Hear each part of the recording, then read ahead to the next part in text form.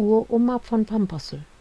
Uroma, die Mutter von Oma und Oma von Mama, waren in Pampossel in der Hermann-Löns-Straat mit Tante Emma, eine von ihren Töchtern, in ein Hus.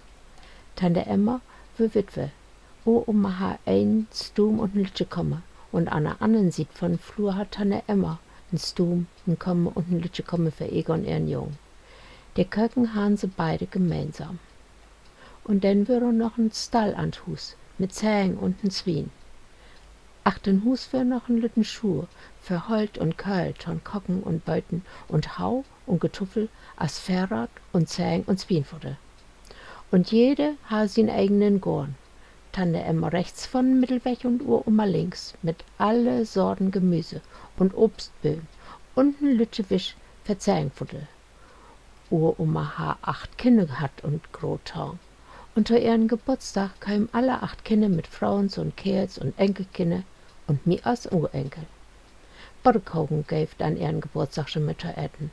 In beide Stuben, Uromas wie in Tante Emmas, werden die Tische uttagen und den Rest Kinder eten in der Kirche. Und wenn man sonntags bei Uroma zu Besuch kam, gäft Jim Studen mit Zähnbutter und Apfelgelee. Ich krieg heute noch die Zähnbutter. Aber das Apfelgelee wird gut. Kein Mensch auf der Welt kann und kann so gut Apfelgelee kochen wie Uroma und ganz unpickt da und so ein Kram. Ich hab auch versucht, so ein Apfelgelee wie Uroma zu kochen.